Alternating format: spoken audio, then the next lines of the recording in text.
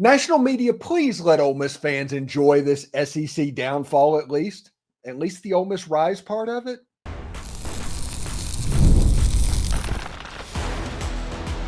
You are Locked On Ole Miss, your daily podcast on the Ole Miss Rebels. Part of the Locked On Podcast Network, your team every day. This is the Locked On Ole Miss podcast, the most watched Ole Miss podcast on YouTube and hosted by me, Steven Willis. I'm a 10-year veteran member of the national media and a former Ole Miss staff member. We're bringing you the insights and analysis you crave. On today's show, we're diving into the poor performance by the SEC in this year's bowl season. And of course, Urban Meyer and Gerald Klatt and Tim Brando and the rest of Fox's army of analysts are taking full advantage, gleefully declaring that the SEC is in fact dead.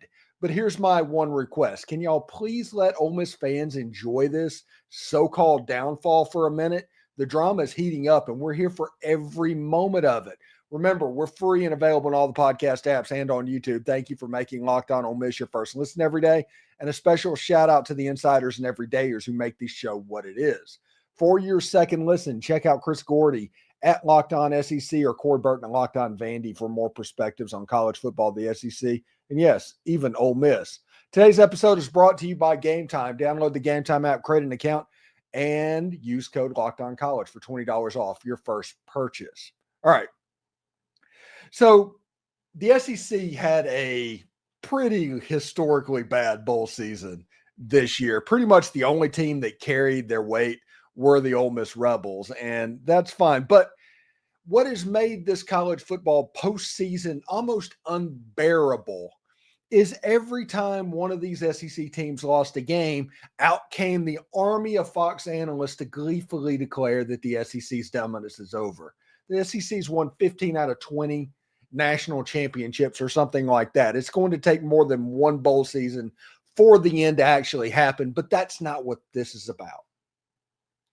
Urban Meyer and Joel Klatt and Tim Brando and all them work for Fox, who pays billions of dollars for the Big Ten, who need the Big Ten to be the number one brand because they pay billions of dollars for the Big Ten. The same reason that Disney and the ESPN prop up the SEC is because they pay billions of dollars to the SEC. If you want objectivity, you got to remove the money from the sport. If you remove the money from the sport, you remove the interest in the sport and see the circle that goes around and the problem that everybody has. The reality of this whole thing is the SEC is not having a downfall. The Big Ten is not having a resurgence. That's not what is happening. That's what these brands want you to think, but that's not what's going on. What is happening is the era of NIL and the transfer portal is making it to where elite teams can't exist anymore. Alabama of 2017 and Georgia, those teams are not going to exist anymore. And because of that, the rise of teams in the Big Ten, yes, I will give them credit for that, but also teams like Ole Miss. That is the story of what is actually going on. The rise of these programs making it a lot more better. The Oregons and Ohio States and the Michigans and all of these blue bloods that have existed in college football over the last, 50 years, 100 years, something like that. Well, that doesn't necessarily exist anymore. And because of that, you have a situation to where programs like Ole Miss can thrive. Programs like Ole Miss can be a main point of this college football world moving forward. And everybody's going to look back at the last 50, 100 years of college football and say, this is the way it's supposed to look. That's not the case. People need this to be a such easy box to put into the downfall of the SEC. No, it's the downfall of Bama, the greatest coach of all time, retired. That is that downfall. They should not have been ranked as high as they were. Everybody admits that. They should not have gotten in over SMU. Everybody admits that. Alabama was not good this year, and Michigan proved that in the bowl game. But South Carolina wasn't good either. South Carolina was better than Alabama, but they weren't good. Ole Miss was better than both of them. Ole Miss played the number one defense in the ACC and the Gator Bowl and put 52 points up. And honestly, it wasn't that difficult to do it. So whenever you look at what's going on, everything's a little bit more nuanced than you expect it to be. This isn't the downfall of the SEC. This is the death of the elite program. This is the death. The death throes is probably what Ohio State has this year. The depth gets ripped away. And because of that, instead of 6 teams that have a chance to win it all, now it's 16 teams. That is what you're seeing. This is all a good thing about college football. It's not the downfall of the SEC. It's not even a little bit of the downfall of the SEC, but it is making more parity go into college football. This was the plan all along, I thought. What did people think was going to happen when you removed the BCS or the playoff as something that could be recruited to where people that were recruited to a 14 playoff, all of a sudden they spread out and they fan out to other teams across the country. Teams like SMU, Ole Miss, Colorado, Indiana, those teams become more relevant, and that is what we're looking at. So please ignore all this SEC downfall talk, and Ole Miss fans enjoy what is happening. Georgia and Alabama not being those elite teams that Ole Miss would struggle to get to, that's a good thing for Ole Miss. Ole Miss having a chance to go further than they ever have right now. This is the window for Ole Miss football. This is the chance to be successful in football for Ole Miss. Alabama is never going to be what they were under Nick Saban. They're just not. Georgia is not going to get back up to the level of Stetson Bennett.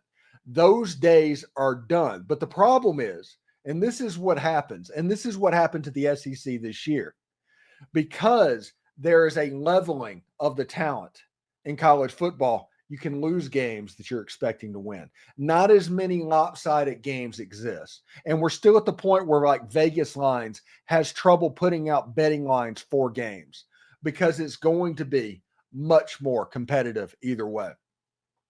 So national media, can you please do me a favor and let Ole Miss fans at least enjoy this SEC downfall that's going on, because it's happening in the middle of a renaissance of the program, a program that has won 10 games 3 out of the last 4 years.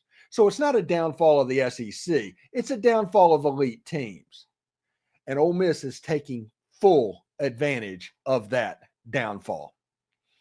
The NIL era and the transfer portal have leveled the playing field, ending the SEC's recruiting monopoly, but it's refueling the rise of teams like Ole Miss and shaking up college football. It's the Blue Bloods versus the next level teams. It's a real battle in the 12-team playoff era. Do not miss the full story. You know, there's nothing like the energy of being at a live game, the roar of the crowd, the sound of the sneakers squeaking on the court, and even spotting a few celebrities in the stands. I remember going to an NBA game a few years back, and the electricity in the arena was unforgettable. You cannot replicate that watching from your couch. This year, I'm looking forward to catching more games live, and Game Time makes it easier than ever with the new Game Time's Picks feature. Whether it's basketball, concerts, or theater, Game Time helps you find the best deals on great seats without the hassle of endless scrollings. I just hopped on the app and checked out tickets for an upcoming game, and the Game Time Picks made it a breeze to find a super deal on amazing seats. Plus, the app shows me a panoramic view of each seat so I could pick the perfect spot. No guesswork, no surprises. And it's not just spots. Game Time also has incredible deals for concerts and comedy shows. I'm planning to go see Midland next month. And with all-in prices, I get to see exactly what I'll pay up front, no hidden fees at checkout.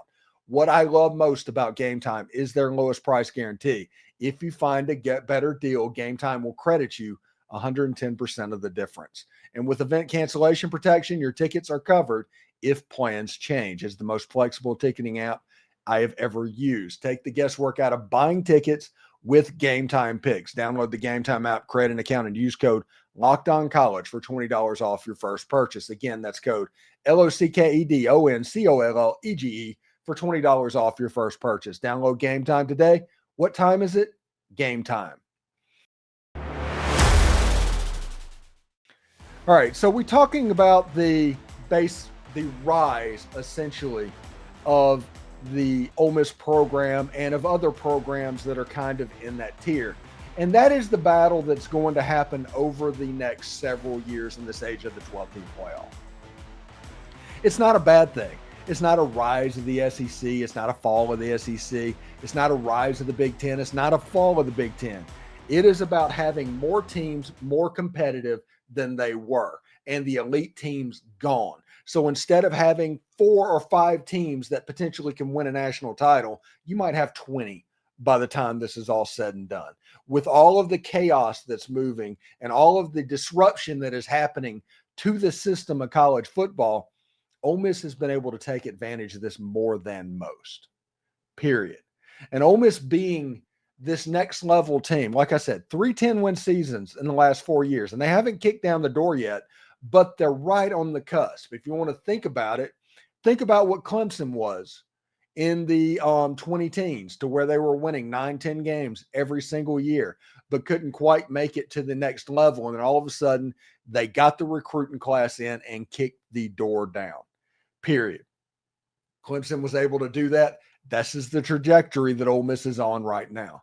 And with quarterbacks like Austin Simmons and the skill position players that they're starting to accumulate, and they're starting to recruit at a really high level as well, with the Caleb Cunninghams and those guys around, as well as hitting second chance 5-star players like with Caleb Odom, this Ole Miss football team has a little bit of staying power. But if you listen to the Big Ten army of analysts, they will tell you that the SEC is in the midst of a downfall right now. What they mean is that Georgia's in a downfall. What they mean is that Alabama is in a downfall, because in their little minds, it is all about being a blue blood and nothing else. Whether you're one of those 8 teams that consistently say that you're at the top of the paradigm of college football, that is what it matters. They need the SEC to fall off that conference ranking and drop down. But I hate to break it to them. Ole Miss fans are enjoying this. The SEC, who we love, we definitely enjoy cashing a check, but their glee and their joy at the Ole Miss downfall in 2017 and beyond, there's nobody crowing about SEC dominance right now. The only reason that people chant SEC is because it pisses other conferences off. And the Big Ten have the biggest set of daddy issues that I have ever seen when it comes to something like this. Their inferiority complex with the SEC is ridiculous. And it's not necessarily worthy because, as we've explained, it's not an SEC downfall. It's not a Big Ten ascendancy. It's not a Big Ten downfall. It's about having a shrinking of the number of teams to bring the top down and bring the level up, and you have about 18 teams that can win a national championship. You don't believe me? Best team in the country this year might be Ole Miss. As far as the Ole Miss got into the playoffs and they won the national championship, nobody would be surprised about it. Ole Miss was probably the best team in the Southeastern Conference, but they had some horrible losses. So that's the reason they didn't make the playoff. But it's about raising that floor up and bringing that ceiling down, and you have that group of about 18 teams that can win a national championship. You think BYU would be able to win a home game in the playoffs if they got there? I think so. Arizona State proved they belong. I think SMU, in the right circumstance, would be all right as well. I don't think people need to underestimate how many good teams, good to great teams there were in college football this year. That's the whole problem. They're talking about downfall. That's because the SEC has slipped down to a level because of the transfer portal and the elite teams, and the Big Ten teams, they're all kind of in that same area. So again, national media, I beg of you, please do not remove Ole Miss fans' joy in this, because Ole Miss is in the midst of their glory days part 2 right now. And your SEC downfall is just kind of a drag, and you're causing Ole Miss fans to not enjoy it, because I'm going to let you in on a little secret. We don't care about the SEC downfall. Like I said, The SEC has only said just to tick off Big Ten and ACC fans and Big 12 fans. Fans of other conference with the massive inferiority complex, that is the whole reason the SEC thing is chanted. It's not out of pride for the SEC. It's out of aggravating the other fan base. That is the reason that is done, and that is the reason it has always been done. So we'll see exactly how it goes. All right. So moving on to the last segment of the day, we dive into the chaos shaking up college football right now. Ole Miss has thrived on this unpredictable era, but once again, Blue Bloods can regain control once their money and they get a handle on it. The status quo could be back. Why Rebel fans should savor this moment next. You know, from big upsets to game-winning drives, the NFL playoffs are better with FanDuel because right now new customers can bet $5 and get $200 in bonus bets guaranteed. That's $200 in bonus bets, win or lose. The FanDuel app gives you everything you need for live bets, same game parlays, and so much more. Ohio State is currently a 5.5-point favorite over Texas, and Notre Dame is a 1.5 favorite over Penn State. Just visit FanDuel.com today to join and get started with $200 in bonus bets right now. That's FanDuel.com. Make this playoff season unforgettable with FanDuel, an official sportsbook partner of the NFL. So, I like to consider myself an agent of chaos. I love chaos. I am Team Littlefinger with chaos as a ladder. Anytime you can create chaos, you can figure out a way to work up it.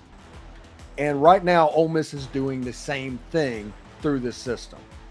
With NIL, with the transfer portal, with there being so much volatility of what's going on, Ole Miss has found a way over the last couple of years to navigate this system and hit levels that many people thought were not possible for Ole Miss. Everybody needs to be wary because eventually the money is going to get control of the system just like it always does. And whenever that happens, Ole Miss will go back kind of to being a mid-tier program while the super wealthy Blue Bloods are able to establish control over college football. Again, it's not an SEC downfall thing. It's not a Big Ten downfall thing. It's a economics of college football and the fact that chaos is being used by certain programs to elevate while other very conservative programs are kind of sticking their toe in and not wanting to get it burned. Basically what it is people that just don't know what's happening and trying to take a very safe route for it, and people that's just, hey, let's take advantage of this as much as we can right now. What's going to happen is this team is going to always be at the bottom where they've always been. The ones that had a chance to make a move are the teams that have tried to play in these waters very much. And it's always better to be a disruptor. Always. It is always better to be a disruptor in a situation where Ole Miss can come in. Ole Miss has the third best winning percentage in the Southeastern Conference over the last 4 or 5 years. That's absolutely nuts to think about. And it's because Ole Miss has this early adopter mentality of being able to take advantage of what's going on. Again, Ole Miss fans are enjoying what is happening to Alabama right now. Ole Miss fans are enjoying what's happening at LSU right now. Ole Miss fans are enjoying what's happening at Mississippi State right now. Ole Miss fans are enjoying what's happening all over the conference right now. So whenever the national media and all of Fox's army stands up and is like, the SEC is dead. No, the SEC is not dead. You're just proving and doing whatever you can to try and spin this in a way that makes your company money. That's fine. Disney's doing the same thing for the SEC. That's fine. What's happening is the top crust of teams have been smooshed down to the pack. The peloton of college football teams are so much larger than what they were. And because of that, you have a level of unpredictability. Whenever you have a situation where Notre Dame can beat Georgia, although Georgia had a backup quarterback, but Notre Dame can do that. If Ohio State can beat Tennessee. You don't have a situation to where Notre Dame is going up against Alabama. They're 18-point underdogs, and there's no chance of winning that game. You have a much more even football game. And it's not the death of the SEC. It's not the rise of the Big Ten. It is the birth of new college football. What's going to be the 16-team playoff that is going to be introduced in 26. No automatic bids, just 1 through 16, ranked by computers in a perfect situation where the first round get home games. That is the future of college football. This is the very, very early future, but that's that special sauce for Ole Miss, for Indiana, for these second level programs to take advantage of. Because remember, chaos is a ladder. Be a disruptor. That's how I do everything, is disrupting and going against the established norms, trying to find a niche that's a little bit different. That is the whole thing behind this show, is finding something that's a little bit different, that's done differently than it's ever been done before. In a lot of ways, it's really similar to what Lane Kiffin has done with the Ole Miss football program, but we will see exactly how it will go. So I am sorry this show is a lot shorter than it normally is. I did a full show on the Juice Wells rumor just in time for it to get shot down. So I had to do another show. So that's the reason I did this one as well. So I appreciate everybody putting up with it and all of that. And tomorrow will be more of a transfer portal type thing. But the thesis on the show is, no, the SEC is not dead. No, the Big 12 is not rising. And B, the Big 10 is doing what they can to make Ole Miss not enjoy this SEC downfall. It's not fair. Ole Miss fans have earned this. Ole Miss fans should enjoy this. And Ole Miss fans being the standard bearer for that conference, chef's kiss. Anyway, we'll see how it goes for Ole Miss. All right, thank you for making the Locked On Ole Miss podcast your go-to source for Ole Miss sports. We pride ourselves in offering the most comprehensive perspectives, which is why we're the number one Ole Miss podcast out there. Your support means the world to us. Thank you for making Locked On Ole Miss your first listen today. For your second listen, check out Locked On SEC. Host Chris Gordy holds no punches, covering the best conference in college football. Find Locked On SEC on YouTube or wherever you listen to your podcast. Hotty toddy. And remember, analytics is just the old English word meaning bad football. We'll see you tomorrow.